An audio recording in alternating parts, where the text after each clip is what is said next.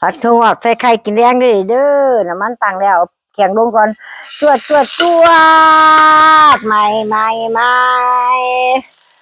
ที่จำปาลงก่อนรสดีลงขอเจ้างอกลงมาดิใหม่ซะเนาะใหม่วุบลงเลยขับไปเรื่อยๆก่อนห่อนพักกับพี่น้องเลยยายขอย้อนน้ำจักหน่อยเลยเด้อจวดผงชูรสตามไปผงชูรสตามซอสตามซอสจักหน่อยก่อน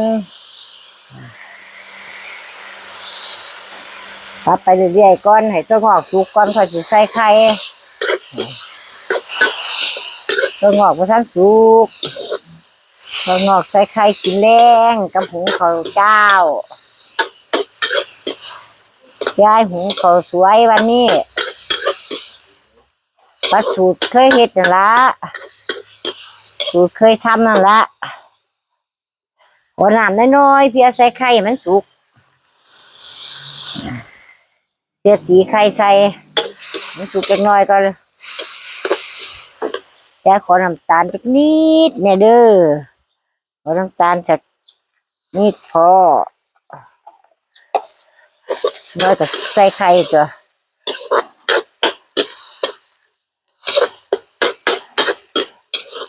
กินกับข้าวสวยจ้ะนี่ยายหุงข้าวสวย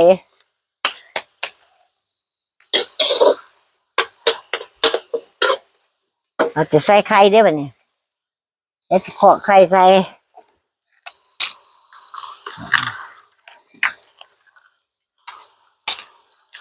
ไข่จะลูกง่าย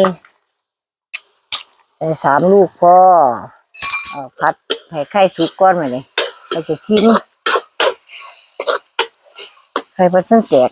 มีไข่แตกกันเป็นกาแฟใช่ปะไม่ทำเดี๋ยวสุกขึ้นชิมได้หรอกไข่สุกก่อนอ่อนดีเขากับตัวงอกย่างดีเลยไข่ใส่ถั่วงอกตัวนี้กินอาหารข้าวเจ้าอันนี้จะกินข้าวสวยนี่กินข้าวสวยเด้อ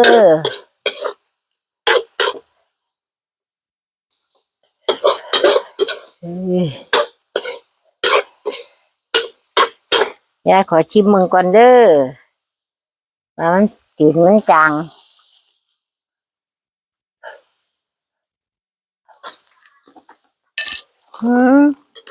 พอดีแซ่บพอดี